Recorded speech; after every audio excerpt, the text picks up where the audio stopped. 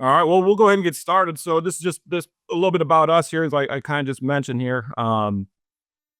So if you guys have any kids you want to shoot my way, feel free. There's my contact info, so please do that. We're always looking, always got our eyes out looking for guys that want to play ball. So what I'm doing today, this first session, as Coach mentioned, our plus, we call them plus one. A lot of guys call them 5-man pressures. We just call them plus ones. Simple pressures. Typically more of a rundown pressure for us. Not so much what we're looking to get into as far as a bunch of twists and bringing the house, right. So, but what I wanted to do is I'm going to go over the details of coverage later, my later talk, but just so you know what we're doing on the back end as we're kind of putting this picture together. Real brief, I'm just kind of going to talk about. So we're just going to play behind our plus one pressures, our 5-man pressures. We're going to play a lot of times we'll just kind of roll and replace. Your 3-over-3 concept. So we're going to bring our Sam backer. We call him our snake. If we're going to be bringing him off the edge, we're going to replace with the field safety. We call him the strong safety, right behind play 3-over-3. So if we're going to bring that middle backer, we'll replace with our free safety. Our free safety is always replacing our interior backers, our middle and our will, because he's more of a true boundary safety guy, a little more comfortable in the box to replace. So if we're going to be bringing our will backer off of the edge or interior, whatever, we're going to then replace with our free. And again, we'll play 3-over-3. And we got rules and techniques that we'll do with that. If we wanted to bring our boundary corner, we'll still play the same concept. If you can play as the will backer, if you can play when we're rolling strong, you should be able to play this coverage as well. So we'll just bring the boundary corner here, and we'll just keep our DBs deep, and then play 3 under with our backers. Okay, so if we go to our other backer, okay, so that was the wild. So let's go now to our other backer, our Sam. We call him our snake, right? So we have S2 and S1. We're not going to bring our Sam into the interior gap or anything like that. We love S2. It's hard. We don't have it's hard to get it called in the game based off of what teams are doing. It's a real good changeup. It's kind of the same thing you saw with that I played earlier with the Wild, our weak backer and number 2 with the motion when he widened out. Did the same type of action. And then S1 would just be your typical, whether it's a nickel personnel or whether it's a true outside backer, Sam backer coming off of the edge.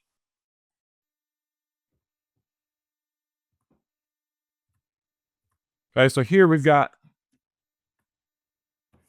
here's our snake or our Sam. So we're going to bring him off the edge, and we have an off tight end. So just understanding that as you're rolling down, be aware, I'm replacing, right? So be aware that he's got coming off the edge, depending on how this off tight end, what his job is and what he does is going to change things up for you. And he has to communicate. We're going to communicate across that we have an off tight end because he can come across. So he blocks out on him. So that our safety's told, make him correct. Whatever he does, make him correct, because you've got that C gap. So if he blocks out on him, if he takes inside, that's fine. You've got contain. If he takes the outside, you're going to then make him correct, and you're going to fit on the inside from depth. So what happens here, I'm pull from the back here, you're going to see our Sam backer does not stay with it. Okay? So he's taking that C gap.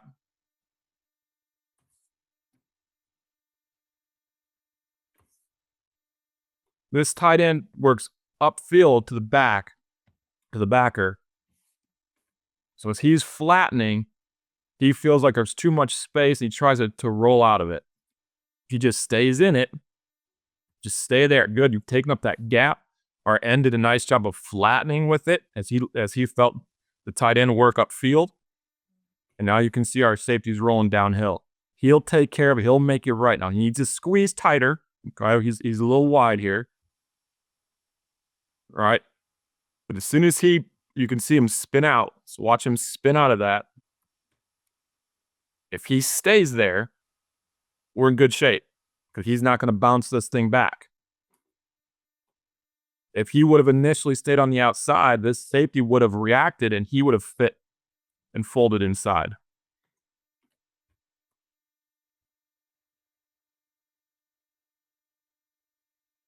So it's just gap sound, right?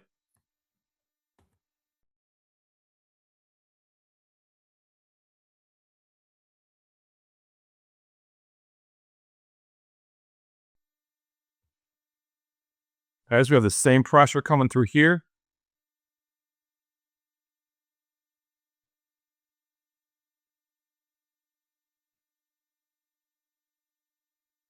Now this is a nice job. That same kid now here, he does a nice job of recognizing this and bending it inside. Now earlier we saw the Wild do this, and he's supposed to attack that mesh, but his back is to him, right? So the quarterback's back is to him, so he's not getting read. Since this linebacker is not going to be read by the quarterback, his back's to him, he has the freedom to work flat. And we're not playing. We're not in man. We're going to be in our cover 3 stuff. So we've got contain.